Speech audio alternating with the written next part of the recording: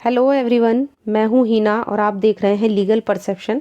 आज की वीडियो में हम जो हमारा चैप्टर 11 चल रहा था उसके आगे के सेक्शन कवर करेंगे और आज के लेक्चर में हमारा ये चैप्टर जो है वो पूरा जो है कवर हो जाएगा, पूरा ख़त्म हो जाएगा। पूरा जो भी हमने पिछले इसमें इस चैप्टर पे लेक्चर बनाए हैं वो सारे ख़त्म हो जाएंगे। और ये जो चैप्टर है, जैसे कि मैंने आपको पहले भी बताया था कि मिथ्या साक्ष्य यानी फॉल्स एविडेंस और लोक न्याय पब्लिक जस्टिस के खिलाफ जो ऑफेंस है उसके बारे में हमें बताता है। तो आज का लेक्चर भी काफ़ी इंपॉर्टेंट होगा, आगे के सेक्शंस पे चर्चा करेंगे इसी लेक्चर के, इसी वीडियो के। इसके अलावा अगर आप चाहें तो आप हमें टेलीग्राम पे ज्वाइन कर सकते हैं, जहां पे आपको कई सारी पीडीएफ मिल जाएंगी। और साथ ही अगर आप इस चैनल पे नए हैं या आपने अभी तक इस चैनल को सब्सक्राइब नहीं किया है तो जल्दी से चैनल को सब्सक्राइब कर लीजिए, क्योंकि आने वाली वीडियोज़ में जो भी आईपीसी है, आईपीसी को तो हम पूरा कवर करेंगे ही केस लॉ के साथ। इसके अलावा जो दूसरे मेजर एक्ट हैं या मेजर लॉज हैं उनको भी हम केस लॉ के साथ डिस्कस करेंगे। आज का जो लेक्चर है या वीडियो है वो हम चैप्टर 11 पर ही अभी चल रहे हैं, क्योंकि काफ़ी सारे सेक्शंस थे। मैंने आपको बताया था कि सेक्शन 191 से लेके और 229A तक के बहुत सारे इस चैप्टर में सेक्शंस दिए हुए हैं, तो इसलिए हमने इनको अलग अलग वीडियो में कवर किया था 10-10 सेक्शन के साथ। आज का जो है वो आखिरी लेक्चर है इस चैप्टर पर। इसके बाद आगे के जो लेक्चर होंगे वो कवर करेंगे, आगे के सेक्शंस कवर करेंगे। बात कर लेते हैं धारा 221 की, पकड़ने के लिए आबद्ध लोकसेवक के द्वारा पकड़ने का साक्ष्य लोप करना। देखिए, थोड़ी सी लॉ की जो लैंग्वेज है वो बहुत ज़्यादा डिफ़िकल्ट ही हम कहेंगे, क्योंकि समझने में एकदम से नहीं आ पाती है। तो इसलिए हम इसको एक एक सेक्शन को पहले पढ़ेंगे पहले की तरह ही, फिर उसको सिंपल वर्ड्स में समझेंगे। क्या कहता है ये सेक्शन कि जो कोई लोकसेवक होते हुए यानी सरकारी कर्मचारी होते हुए किसी अपराध के लिए आरोपित या पकड़े जाने के दायित्व के अधीन किसी व्यक्ति को पकड़ने या परिरोध में रखने के लिए लोकसेवक के नाते वैध रूप से आबद्ध है और ऐसे व्यक्ति को पकड़ने का साक्ष्य लोप करेगा, साक्ष्य मतलब जानबूझ के लोप करेगा, या ऐसे परिरोध में ऐसे व्यक्ति का निकल भागना साक्ष्य सहन करेगा, मतलब जानबूझकर उसको निकल भागने देगा, तो ऐसे व्यक्ति के निकल भागने में या निकल भागने के लिए प्रयत्न में उसकी सहायता करेगा, उसकी मदद करेगा ताकि वो कस्टडी से भाग जाए और उसको पकड़ता नहीं है या पकड़ने का लोप करता है, तब ये सेक्शन अप्लाई होगा और उस लोकसेवक को दंडित किया जाएगा। मान लीजिए जो व्यक्ति परिरोध में है वो, और जो निकल भागना चाहिए था जिसको, वो मृत्यु से दंडनीय अपराध का दोषी है, तो फिर क्या होगा, लोकसेवक को कितनी सजा मिलेगी? अगर उसने ऐसे व्यक्ति को नहीं पकड़ा है या पकड़ने में लोप किया है तो लोकसेवक को लगेगी 7 वर्ष का कारावास, 7 वर्ष का कारावास। और मान लीजिए अगर वो अपराध उसका जिसे पकड़ना चाहिए था जिस पर्सन को, उसका अपराध आजीवन कारावास से या 10 वर्ष तक के कारावास से दंडनीय है, तब लोकसेवक को दंड मिलेगा 3 वर्ष का। ये चीज़ ध्यान रखनी है हमें। इसके अलावा यदि परिरुद्ध व्यक्ति जिसे पकड़ना चाहिए था उसका अपराध 10 वर्ष के कारावास से कम है तो फिर लोकसेवक को दंड मिलेगा, दोनों में से किसी भी भांति का हो सकता है, 2 वर्ष का कारावास दिया जाएगा या जुर्माना, या दोनों से भी उसको पनिशमेंट जो है वो दी जा सकती है। तो ये चीज़ ध्यान रखनी है कि अगर कोई मान लीजिए एक लोकसेवक है और जिस व्यक्ति को उसे पकड़ना था वो उसके पकड़ने का साक्ष्य जानबूझकर लोप करता है या उसको भागने में मदद करता है, तो सेक्शन 221 के अकॉर्डिंग उसको पनिशमेंट दी जाएगी। अलग अलग पनिशमेंट है, मृत्यु से दंडनीय अपराध के वाले अपराधी को नहीं पकड़ता है, उसको पकड़ने में लोप करता है तो कितनी पनिशमेंट है हमने पढ़ी, 7 वर्ष की पनिशमेंट है। आजीवन कारावास वाले के संबंध में 3 वर्ष की पनिशमेंट है, और अगर बात करें 10 साल के कम के दंड की तो वहाँ पे पनिशमेंट होगी लोकसेवक की 2 वर्ष की या जुर्माना या दोनों। ये तो बात थी सेक्शन 221 की। अब आगे बढ़ते हैं और धारा 222 देख लेते हैं क्या कहती है। दंडादेश के अधीन या विधि पूर्वक सुपुर्द किए गए व्यक्ति को पकड़ने के लिए आबद्ध लोकसेवक द्वारा पकड़ने का लोप। जो कोई ऐसा लोकसेवक होते हुए जो किसी अपराध के लिए न्यायालय के दंडादेश के अधीन अभिरक्षा में रखे जाने के लिए विधि पूर्वक सुपुर्द किए गए किसी व्यक्ति को पकड़ने या परिरोध में रखने के लिए ऐसे लोकसेवक के नाते वैध रूप से आबद्ध है और ऐसे व्यक्ति को पकड़ने का साक्ष्य लोप करेगा या परिरोध में साक्ष्य ऐसे व्यक्ति का निकल भागना सहन करेगा या व्यक्ति के निकल भागने में या निकल भागने में प्रयत्न करने में साक्ष्य मदद करेगा, वो निम्नलिखित प्रकार से दंडित किया जाएगा। यहाँ पे यदि मान लीजिए परिरुद्ध व्यक्ति का जो पकड़ा जाना चाहिए था उसका दंड मृत्यु दंडादेश दिया गया है उसे, तो जुर्माने सहित या आजीवन कारावास से, दोनों में से किसी भी भांति के कारावास से जिसकी अवधि 14 वर्ष तक की हो सकेगी, तो यहाँ पे लोकसेवक को मिलेगा 14 वर्ष का कारावास। लेकिन मान लीजिए अगर वो परिरुद्ध व्यक्ति का जो अपराध है वो आजीवन कारावास या 10 वर्ष तक की अवधि के कारावास से दंडाधीश है, तो फिर कितनी सज़ा मिलेगी? तब मिलेगा 7 वर्ष का कारावास, ये ध्यान रखना है। और यदि परिरुद्ध व्यक्ति का अपराध 10 वर्ष के कम से दंडनीय है तो फिर जिस व्यक्ति को उसे अभिरक्षा में रखना था और वो उसे भगा देता है, तब उसको मिलेगा दोनों में से किसी भी भांति का कारावास, जिसकी अवधि होगी 3 वर्ष तक की। सिंपल वर्ड्स में अगर इस सेक्शन को समझा जाए कि जब कोई लोक सेवक न्यायालय के आदेश के बाद उस व्यक्ति को, जिस व्यक्ति को न्यायालय ने दंड दे दिया है, यहाँ पे दंडा वाले व्यक्ति की बात हो रही है जिसे कोर्ट ने दोष सिद्ध कर दिया है, तो अगर किसी व्यक्ति को कोर्ट ने दोष सिद्ध कर दिया है, उसको दंडादेश दे दिया है और उस व्यक्ति को पकड़ने में कोई लोक सेवक आबद्ध है, उसकी ये ड्यूटी बनती है कि वो उसको पकड़े और उसे पकड़ने का वो साक्ष्य यहाँ पे लोप करता है, मतलब जानबूझकर लोप कर रहा है, इंटेंशनली उसने ऐसा किया है, तब 222 जो है वो सेक्शन अप्लाई होगा और उसको 222 के अकॉर्डिंग ही पनिशमेंट दी जाएगी। इसके बाद आता है सेक्शन 223, धारा 223 क्या कहती है? लोक सेवक द्वारा उपेक्षा से परिरोध अभिरक्षा में से निकल भागना सहन करना।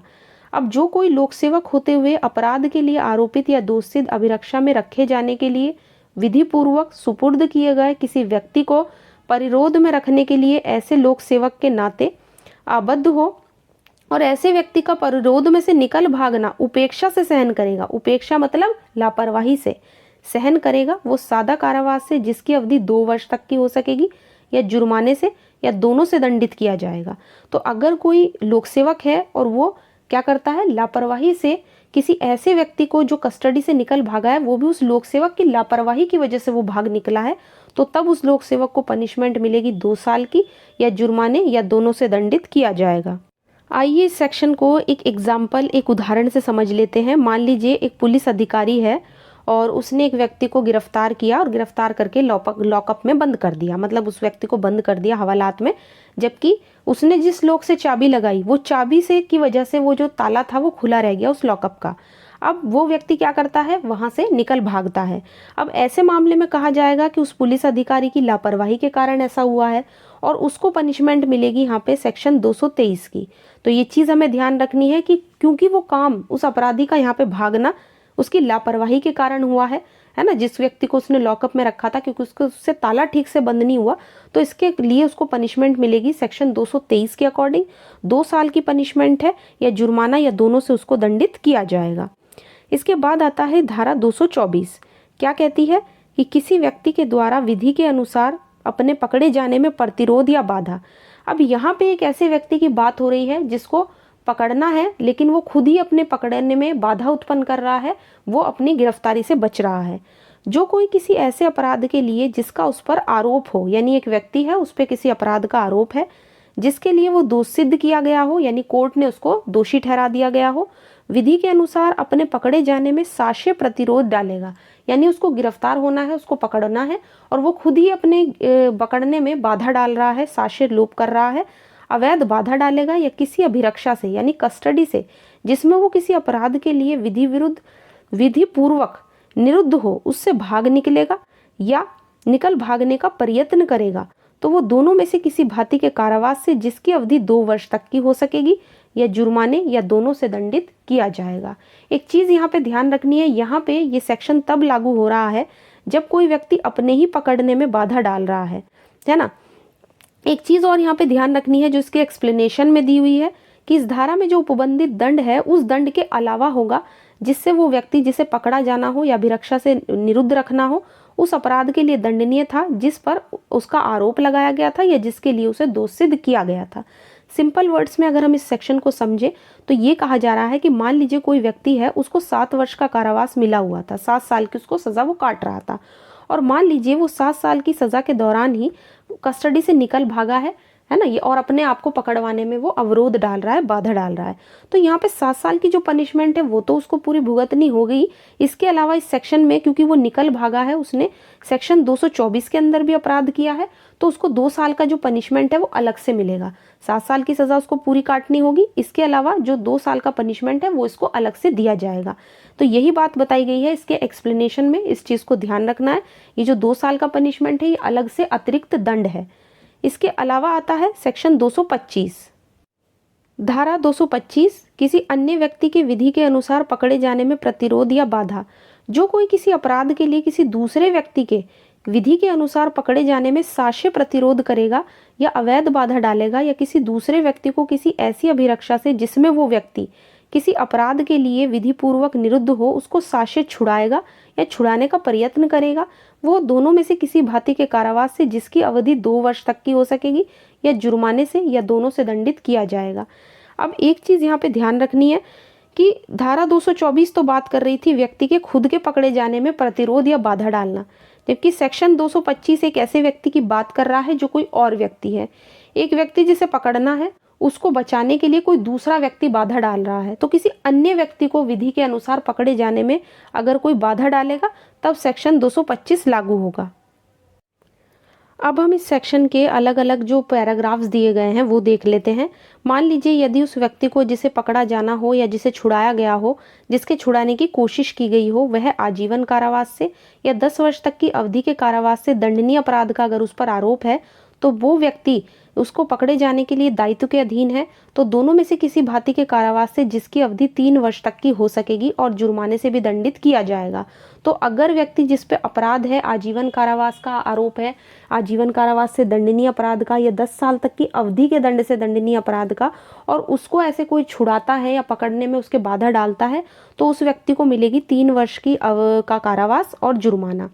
इसके अलावा यदि मान लीजिए यदि उस व्यक्ति को जिसको पकड़ा जाना हो उसका अपराध मृत्यु दंड से दंडनीय है, तो जो इसको बाधा डालेगा उसको लगेगी 7 वर्ष का कारावास और जुर्माने से दंडनीय। यदि मान लीजिए उस व्यक्ति को जिसे पकड़ा गया हो या जिसको पकड़ा जाना हो या जिसको छुड़ाया गया हो, उसके छुड़ाने का प्रयत्न किया गया हो, कोर्ट के दंडादेश के अधीन हो, यानी जिसको कोर्ट ने दंड दे दिया हो, कोर्ट ने उसको दोष सिद्ध कर दिया हो, यहाँ पे दोष सिद्ध व्यक्ति की बात हो रही है। जबकि ऊपर के अगर हम 2 पैरा की बात करें तो उसमें आरोप की बात हो रही है। वहां उस व्यक्ति पे सिर्फ आरोप था उन अपराध को किए जाने का, और यहाँ पे कोर्ट ने उसको दंड दे दिया है, कोर्ट ने उसको दंडादेश दे दिया है। तो ऐसे व्यक्ति को कितने साल का पनिशमेंट मिलेगा? जो ऐसे व्यक्ति को जिसे कोर्ट ने दंडादेश दे दिया हो और उसका अपराध आजीवन कारावास से या 10 साल के अधिक के कारावास से दंडनीय है, तो जो इस तरह से उसके मार्ग में बाधा डालेगा या उसको छिपाएगा या पकड़वाने में प्रतिरोध डालेगा, उसको लगेगा 7 साल का कारावास और जुर्माने से भी उसको दंडित किया जा सकता है। इसके अलावा यदि मान लीजिए जिस व्यक्ति को कोर्ट ने मृत्यु से दंडित किया, मृत्यु का दंड दिया हो, मृत्यु दंडादेश दिया हो, और उस व्यक्ति को कोई छुड़ाता है या पकड़ने में बाधा डालता है या छुड़ाने का प्रयत्न करता है, तो उस व्यक्ति को लगेगा दोनों में से किसी भी भांति का कारावास जिसकी अवधि 10 वर्ष तक की हो सकेगी और जुर्माने से भी उसको दंडित किया जाएगा। तो इस तरह से हमने पढ़ा कि चारों जो पैरा थे इस सेक्शन के, उसमें 2 पैरा में आरोप की बात हुई है जिस व्यक्ति पर आरोप लगा हो, और दूसरे जो 2 पैरा थे उसमें बात हुई है दंडादेश की, यानी जिसे कोर्ट ने दोष सिद्ध कर दिया हो या कोर्ट ने जिसको पनिशमेंट दे दी हो। इसके बाद आता है सेक्शन 225 का।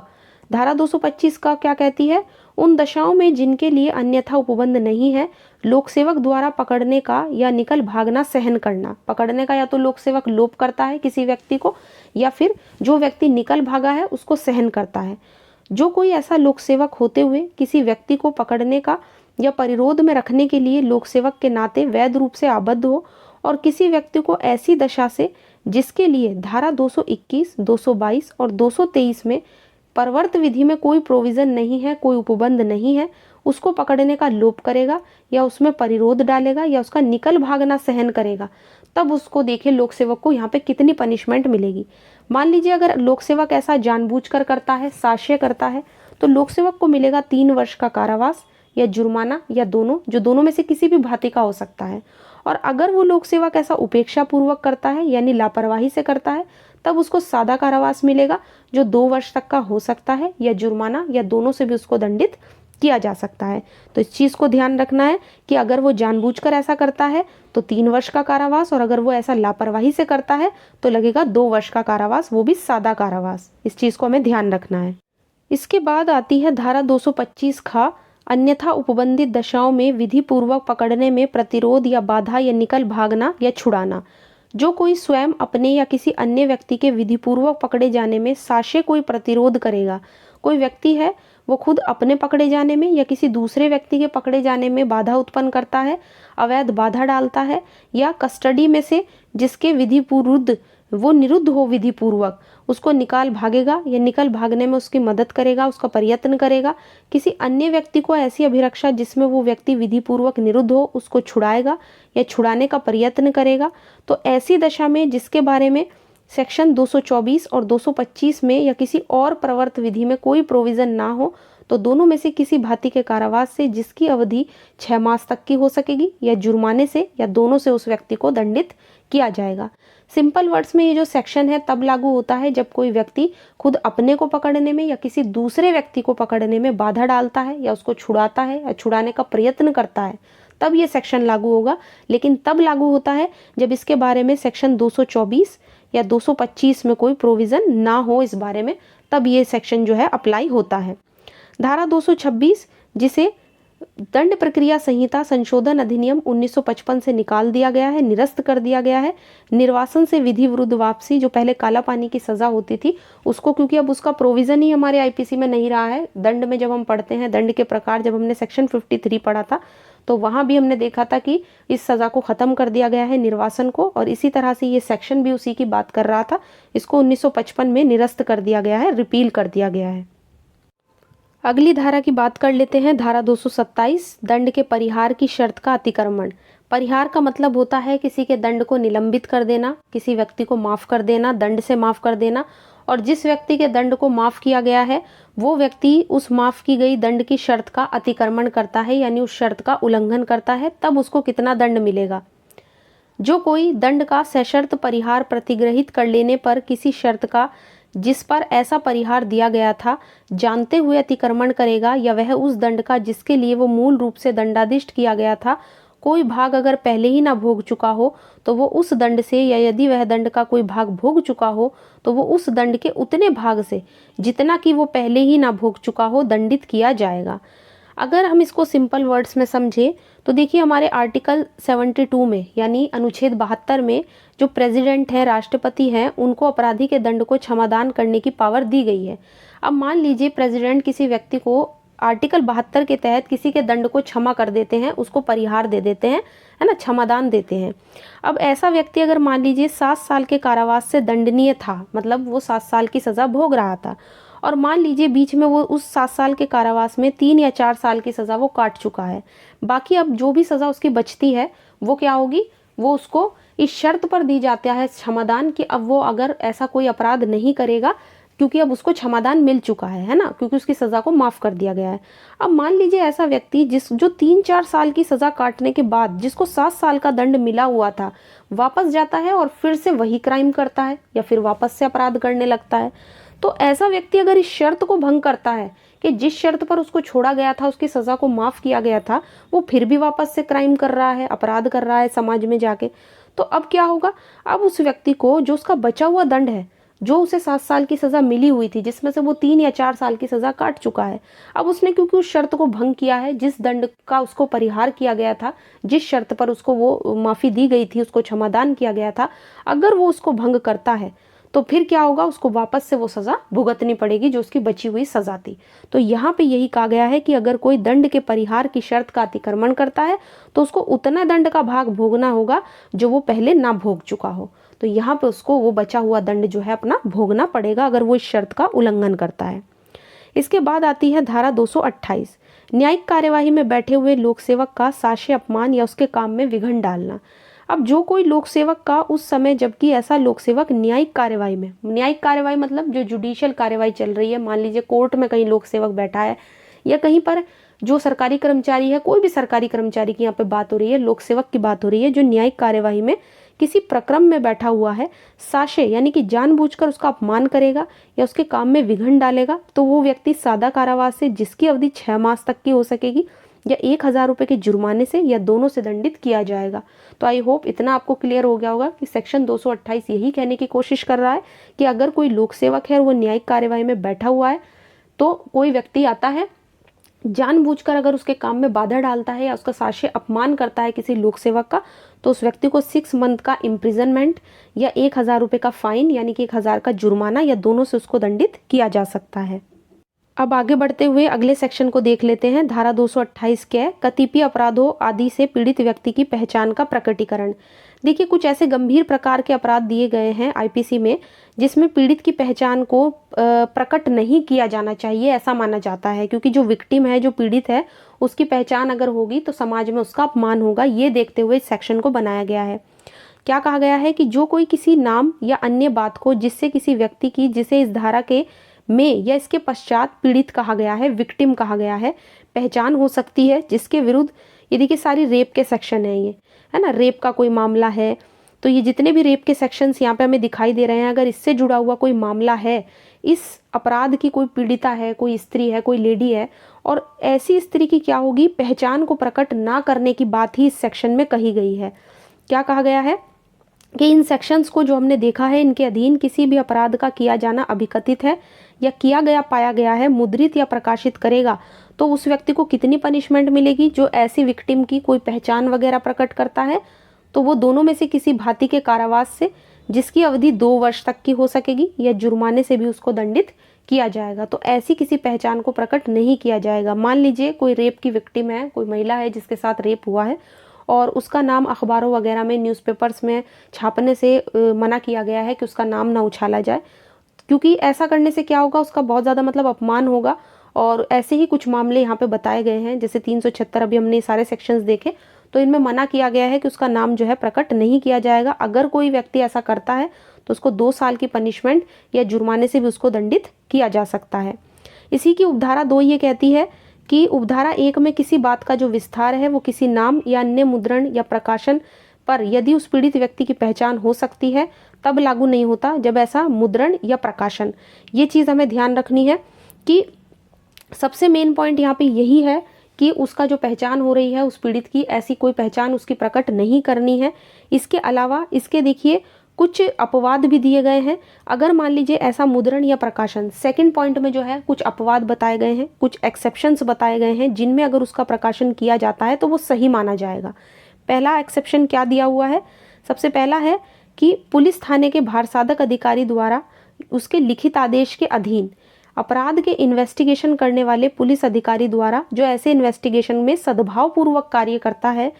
उसके लिखित आदेश के अधीन किया जाता है। मान लीजिए अगर कोई पीड़ित है, कोई रेप विक्टिम है और उसकी पहचान कोई पुलिस अधिकारी जो है इसलिए उसकी पहचान को प्रकट करा रहा है क्योंकि उसे इन्वेस्टिगेशन के लिए ज़रूरी है ना, वो इन्वेस्टिगेशन करेगा इसलिए ज़रूरी हो रहा है नाम को प्रकाशित करना, या वो ऐसा कर रहा है तो उसको सद्भावपूर्वक करना चाहिए, मतलब गुड फेथ के साथ करना चाहिए, उसमें कोई आशय ना हो, कोई विद्वेष ना हो, ऐसे तरीके कोई बात ना हो, तो लिखित आदेश से उसके अगर ऐसा किया जाता है तो नाम का प्रकाशन हो सकता है। दूसरा, अगर जो विक्टिम है जिसके साथ ऐसा अपराध हुआ है वो खुद लिखित रूप में ये कहता है कि हाँ ऐसा प्रकाशन कर दो तो किया जाएगा। या तीसरा, मान लीजिए जहाँ कोई विक्टिम की डेथ हो चुकी है या वो विक्टिम जिसके साथ ऐसा अपराध हुआ है वो अवयस्क है, यानी कि माइनर है या विकरचित है, पागल वगैरह है, तो अगर वो ऐसा करता है उसके कहने पर अगर हो तो हो सकता है, या तो अगर उसकी डेथ हो चुकी है या वो पागल है या फिर अवयस्क है, अगर ऐसी कोई कंडीशन है, इनमें से तीनों कोई भी एक कंडीशन है, तो उसके जो निकट संबंधी है अगर वो लिखित रूप में ऐसा कहते हैं करने के लिए तो तब भी किया जा सकता है। तो ये 3 ही कंडीशंस हैं जिसमें उसके नाम का प्रकाशन किया जा सकता है, अदरवाइज उसका नाम प्रकाशित नहीं होगा। इसी तरह से इसमें तीसरा पॉइंट क्या कहता है कि जो कोई उपधारा 1 में निर्दिष्ट किसी अपराध के लिए न्यायालय के समक्ष किसी कार्यवाही के संबंध में कोर्ट की पूर्व अनुज्ञा के बिना किसी बात को मुद्रित या प्रकाशित करेगा, वो दोनों में से किसी भांति के कारावास से जिसकी अवधि 2 वर्ष तक की हो सकेगी और जुर्माने से भी उसको दंडित किया जाएगा। इसी सेक्शन में एक एक्सप्लेनेशन भी दिया हुआ है, एक स्पष्टीकरण दिया गया है। क्या कहा गया है कि किसी हाई कोर्ट या सुप्रीम कोर्ट के निर्णय का मुद्रण या प्रकाशन इस धारा के अर्थ के अंतर्गत अपराध की कोटि में नहीं आता है। यानी अगर सुप्रीम कोर्ट और हाई कोर्ट जो भी जजमेंट्स देते हैं और उनका जो भी मुद्रण या प्रकाशन होगा वो इस धारा में अपराध नहीं है, उसको गलत नहीं माना जाएगा। साथ ही ये सेक्शन जो है 1983 में जोड़ा गया था, ये चीज़ हमें ध्यान रखनी है। इसके अलावा अब इससे रिलेटेड 1-2 केस लॉ है वो देख लेते हैं। पहला केस है भूपेंद्र शर्मा वर्सेस हिमाचल प्रदेश राज्य, 2004 का केस है। इस मामले में न्यायालय ने कहा कि लैंगिक अपराध जो सेक्सुअल ऑफेंसेस होते हैं, सेक्सुअल क्राइम होते हैं, उनके शिकार व्यक्ति को सामाजिक रूप से पीड़ित किए जाने से रोकने के उद्देश्य से ही सेक्शन 228 के को बनाया गया है। धारा 228 को एक को ध्यान में रखते हुए ये उचित होगा कि निर्णय में, चाहे वो निचले कोर्ट का हो या किसी हाई कोर्ट का जजमेंट हो, घटना के शिकार व्यक्ति का नाम को दर्शित ना किया जाए। तो यहाँ पे कोर्ट ने इस चीज़ को क्लियर कर दिया कि इस बात से मतलब नहीं है कि 228A का जो मामला है वो लोअर कोर्ट से रिलेटेड है या फिर उस पर हाई कोर्ट ने जजमेंट दिया है, उसका नाम बिल्कुल भी प्रकाशित नहीं होना चाहिए। इसी तरह से दूसरा केस है दिनेश वर्सेस राजस्थान राज्य, 2006 का मामला है। इस मामले में न्यायालय ने कहा कि भारतीय दंड संहिता की जो धारा है 228A, इसके अधीन पीड़ित व्यक्ति की पहचान का खुलासा करना, हालांकि हाईकोर्ट और सुप्रीम कोर्ट के द्वारा दिए गए जजमेंट के प्रकाशन से ये कोई संबंध नहीं रखता, लेकिन सामाजिक उत्पीड़न या यौन अपराध की शिकार को सामाजिक उत्पीड़न आलोचना से बचाने के सामाजिक उद्देश्यों को ध्यान में रखते हुए ही पीड़िता के नाम का सुप्रीम कोर्ट, हाई कोर्ट या निचले कोर्ट जो भी लोअर कोर्ट्स होते हैं उनके जजमेंट में हमें उल्लेख नहीं करना चाहिए। तो दोनों में ही इस बात का वर्णन हुआ है कि 228 इसी उद्देश्य से बनाया गया है ताकि जो पीड़ित है, जो विक्टिम है, उसको किसी भी तरीके से समाज में किसी भी तरीके का जो आलोचना है उसका सामना ना करना पड़े, इसी उद्देश्य से ये सेक्शन बनाया गया है। इसके बाद अगली धारा है 229, जूरी सदस्य असेसर का प्रतिरूपण। पहले सेक्शन पढ़ लेते हैं, फिर सिंपल वर्ड्स में समझेंगे। जो कोई किसी मामले में प्रतिरूपण द्वारा या अन्यथा अपने को ये जानते हुए कि जूरी सदस्य या असेसर के रूप में तालांकित, पैनलित, ग्रहित शपथ साक्ष्य कराएगा या होने देना जानते हुए सहन करेगा या इस तरह से विधि द्वारा वो हकदार नहीं है, ये जानते हुए इस तरह विधि के प्रतिकूल तालांकित, पैनलित या ग्रहित शपथ हुआ है, ऐसे जूरी सदस्य असेसर के रूप में स्वेच्छा सेवा करेगा, दोनों में से किसी भांति के कारावास से जिसकी अवधि 2 साल तक की हो सकेगी या जुर्माने या दोनों से दंडित किया जाएगा। अब हम सिंपल वर्ड्स में इस सेक्शन को जान लेते हैं क्या कहता है। तो देखिए, सिंपल वर्ड्स में ये जो सेक्शन है ये जूरी सदस्य या किसी असेसर के प्रतिरूपण की बात कर रहा है, यानी उसके जैसा वेश बदलना या उनके रूप में काम करना, जो वास्तव में जूरी सदस्य नहीं है, असेसर नहीं है। यहाँ पे असेसर का मतलब होता है आकलनकर्ता, जो मामले का आकलन करता है, और जूरी सदस्य का मतलब यहाँ पे उस व्यक्ति की बात हुई है, जैसे कि पहले आपने पुरानी पिक्चरों में देखा होगा कि कोर्ट में एक जज साहब होते हैं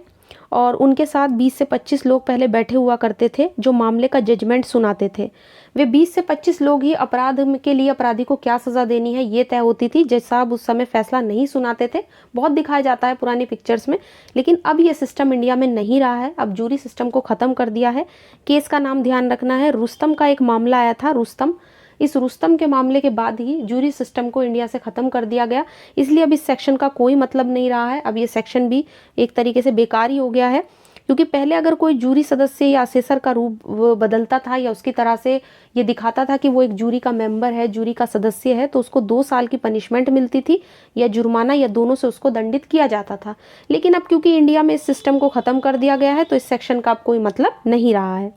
एक चीज़ और हमें इस सेक्शन के बारे में ध्यान रखनी है कि इसमें 2 तरह के पहले मामले आते थे, हालांकि अब तो इसका कोई महत्व नहीं रहा।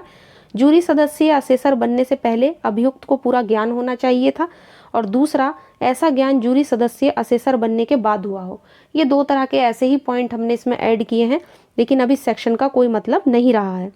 अगला सेक्शन है 229 का, जमानत या बंदपत्र पर छोड़े गए व्यक्ति के द्वारा न्यायालय में हाजिर होने में असफलता। जो कोई किसी अपराध में आरोपित किए जाने पर और जमानत पर या अपने बंदपत्र पर छोड़ दिए जाने पर जमानत या बंदपत्र के निबंधनों के अनुसार न्यायालय के पर्याप्त कारणों के बिना हाजिर होने से साबित होने का भार उसी पर होगा, असफल रहेगा तो दोनों में से किसी भांति के कारावास से जिसकी अवधि 1 वर्ष तक की हो सकेगी या जुर्माने या दोनों से उसको दंडित किया जाएगा। सिंपल वर्ड्स में ये सेक्शन कहता है कि अगर किसी व्यक्ति को जमानत पर या बंदपत्र पे कोर्ट से छोड़ा गया है और उसको ये कोर्ट ने ये कहा है कि उसे दिए गए टाइम पर हाजिर होना है कोर्ट में, और ऐसा व्यक्ति कोर्ट में हाजिर नहीं होता है बिना किसी कारण के, कोई उसके पास सफिशिएंट रीज़न नहीं है, उस बिना कारण के, पर्याप्त कारण के वो कोर्ट में गैर हाजिर रहता है, तो उस व्यक्ति को 1 साल की सज़ा या जुर्माना या दोनों से दंडित किया जाएगा। आशा करती हूँ आज का वीडियो आपको पसंद आया होगा। आज की वीडियो में हमने सेक्शन 221 से लेके 229 का तक अपने पूरा जो चैप्टर 11 था, जो हमें मिथ्या साक्ष्य के बारे में बताता है और लोक न्याय के खिलाफ जो अपराध हैं उनके विषय में बताता है, ये हमारा आज का चैप्टर कंप्लीट होता है। आगे के लेक्चर में आगे के जो दूसरे चैप्टर हैं आईपीसी के, वो एक एक करके कवर करेंगे। आज का वीडियो पसंद आया है तो वीडियो को लाइक कर दीजिए, ज़्यादा से ज़्यादा शेयर कीजिए जितना हो सके, और अगर आप इस चैनल पर नए हैं या अभी तक चैनल को सब्सक्राइब नहीं किया है तो जल्दी से चैनल को सब्सक्राइब कर लीजिए, क्योंकि आईपीसी के अलावा अलावा भी और जो दूसरे मेजर एक्ट हैं वो सब हम एक एक करके डिस्कस करेंगे।